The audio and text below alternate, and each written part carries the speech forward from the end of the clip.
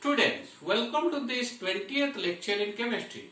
Today we are going to discuss the single electrode potential and how we can measure the single electrode potential. Now you know that when an electrode is dipped in an electrolyte, for example zinc is dipped in zinc sulfate or copper is dipped in copper sulfate, that is known as a single electrode.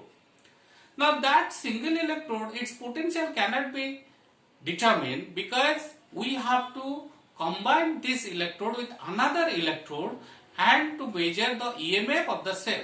EMF of the cell is the difference of potential between the two electrodes. That is why the single electrode potential cannot be measured unless and until we combine it with another electrode. Now when it is combined with a standard hydrogen electrode and the potential of the standard hydrogen electrode is taken as 0, then we determine the potential of a single electrode. Now we arbitrarily take the potential of a hydrogen electrode as 0 and the potential of all other single electrodes are determined in reference to the potential of the hydrogen electrode. So let us discuss how we can measure the electrode potential. The potential of individual half cell cannot be measured because we can measure only the difference between the two half cell potential that gives the EMF of the cell. So potential of individual half cell cannot be measured because we can measure only the difference between the two half cell potential that gives the EMF of the cell. If we arbitrarily choose the potential of one electrode, that is half cell, then that of the other can be determined with respect to this. If we can arbitrarily choose the potential of one electrode or half cell, then that of the other can be determined with respect to this.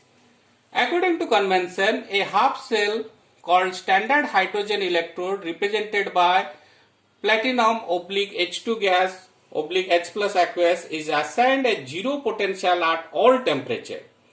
Now, according to a convention, a half cell called standard hydrogen electrode or SHE represented as PT solid H2 gas H plus aqueous is assigned a 0 potential at all temperature, and the potential of all other electrodes are measured in reference to the standard hydrogen electrode. Now what is a standard hydrogen electrode? Let us look at the figure. Now in this figure we have taken a platinum wire. It is kept inside a 1 molar H plus ion solution, and here in the glass apparatus we are passing the hydrogen gas. So pure hydrogen gas at 1 bar is passed through this glass rod, and here we have a platinum wire, and this platinum wire is immersed in a 1 molar H plus solution. This is known as standard hydrogen electrode. Now for example, if you want to measure the standard reduction potential of zinc 2 plus zinc, then we have to set up a cell like that: platinum solid H2 gas 1 bar H plus aqueous 1 molar, then double slash zinc 2 plus 1 molar zinc solid. That means we have taken the hydrogen electrode as the left hand electrode or anode and zinc electrode as the right hand electrode or cathode. Now E naught cell, when this measurement of E naught cell is carried out, the EMF, standard EMF of this cell is minus 0.76 volt.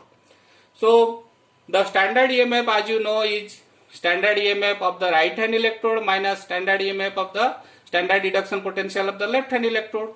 That is E naught zinc 2 plus zinc minus E naught H2 H plus. But we have taken the convention that E naught H2 H plus will be 0. So E naught Zn2 plus Zn will be minus 0.76 volt. Similarly, if we want to measure E naught copper 2 plus copper, then we set up the cell as PT solid H2 gas 1 bar H plus aqueous 1 molar double slash copper 2 plus 1 molar copper solid. That means we have taken the standard hydrogen electrode as the left hand electrode or anode and copper 2 plus copper as the right hand electrode or cathode. Now when the standard EMF of the cell is measured, it is plus 0.34 volt.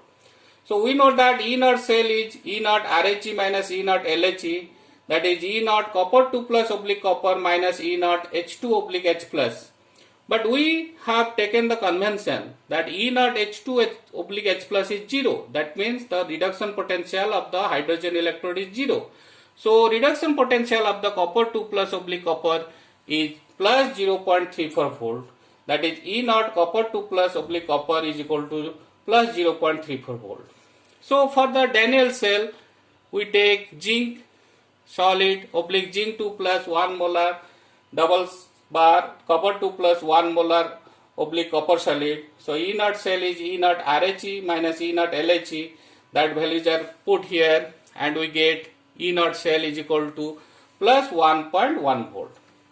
So as you have seen in this video that the potential of the single electrode are determined in reference to hydrogen electrode or standard hydrogen electrode, and we get a series known as electrochemical series.